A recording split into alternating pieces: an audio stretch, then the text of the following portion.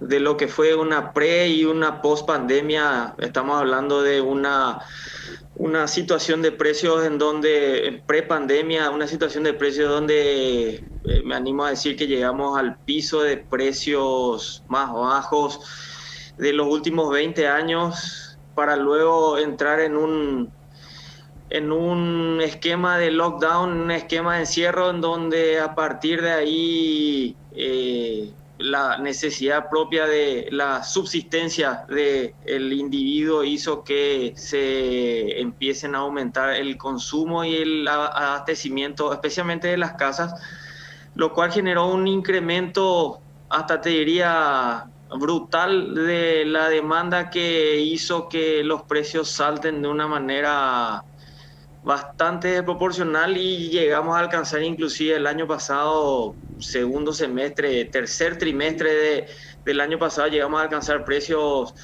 que fueron, en un mismo año tuvimos precios que fueron los más bajos de los últimos 20 años y después alcanzamos precios que fueron los más altos de los últimos 20 años.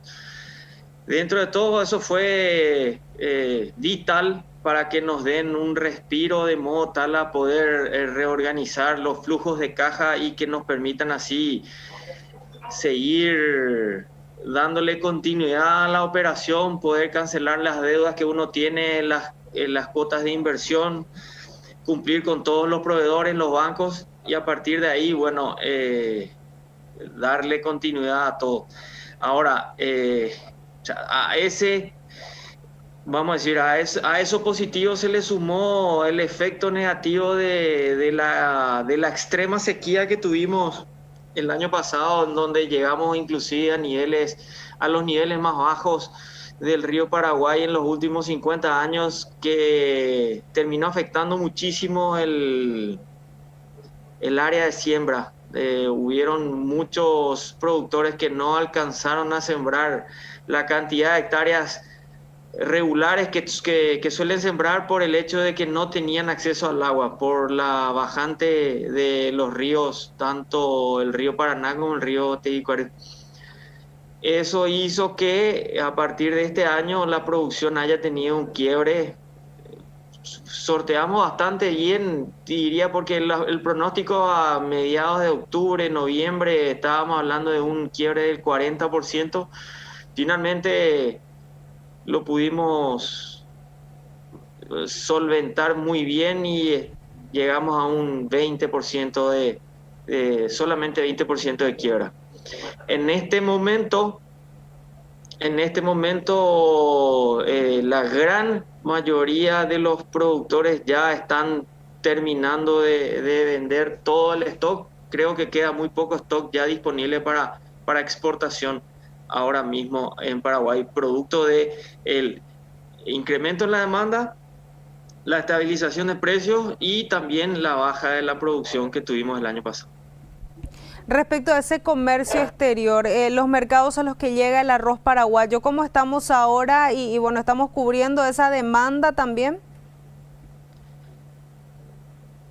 Los mercados siempre van a comprar lo que nosotros les ofrezcamos, ¿verdad? En ese sentido, la exportación de arroz, ya sea arroz en cáscara o arroz industrializado, siempre tiene salida hacia el exterior.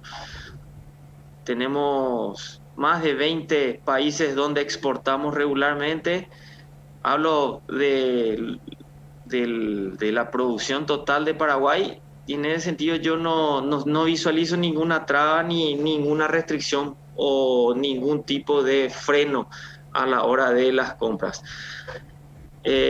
Lo que sí, en este momento yo creo que nosotros no estaremos en condiciones de satisfacer la demanda del último trimestre por el hecho de que ya prácticamente no tenemos más arroz disponible para la venta para los mercados internacionales. ¿Y qué significa esto para el mercado local? Esta situación que usted está describiendo. Y en términos muy simples y muy didácticos, lamentablemente va a haber un ingreso de dinero que no va a entrar. Es un flujo de caja que no vamos a tener, un ingreso de caja que no vamos a tener en nuestras tesorerías este año para esa última parte del trimestre.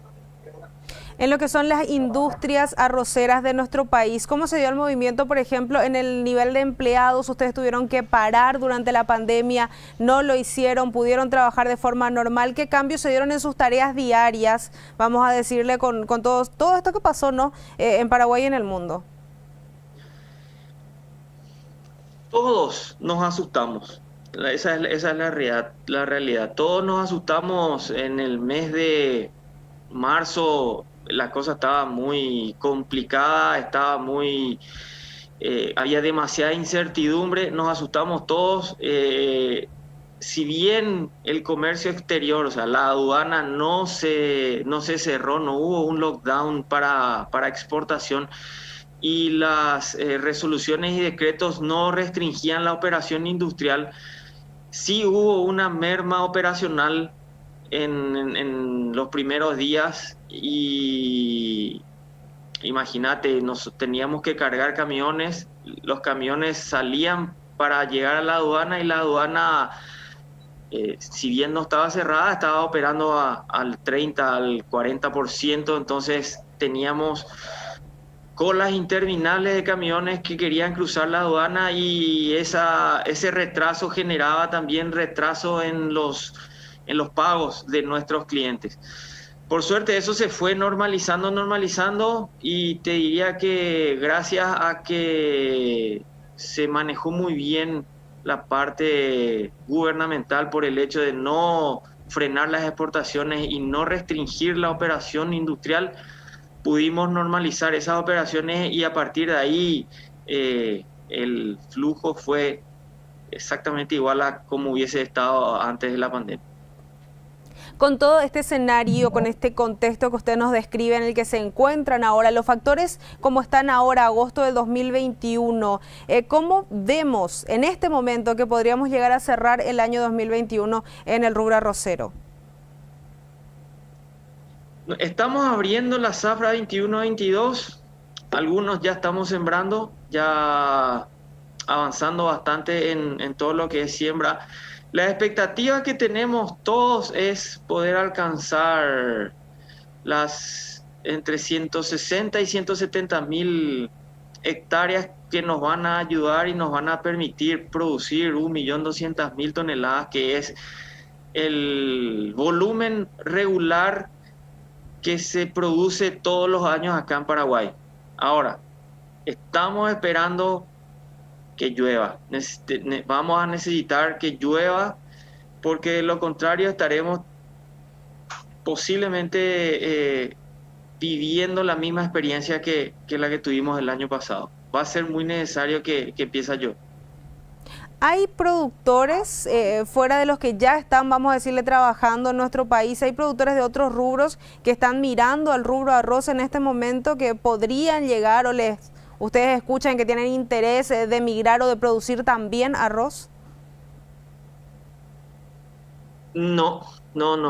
Bueno, esta es una opinión personal y vamos a decir, de lo que es el relacionamiento regular y diario que uno tiene. Mira, lo que es más normal es que un productor de arroz vaya migrando a otras variedades, pero de que alguna otra variedad migre hacia el arroz es más complicada, por el hecho de que, a ver, y trato de ser bien didáctico aquí, no es lo mismo sembrar en un campo de soja y luego migrarlo a un campo de arroz. Es totalmente diferente la estructura del suelo, la estructura de drenajes, los canales de irrigación que uno tiene que desarrollar para poder hacer que la planta de arroz crezca. Y es más fácil migrar de arroz a otra variedad que de otra variedad hacia arroz. Es muchísima la inversión que implica meterse en arroz. Y necesitas condiciones, ¿verdad? Necesitas una fuente de agua que te permita hacer irrigaciones sin ningún tipo de inconveniente. Y eso no necesariamente se va a encontrar en cualquier parte de acá.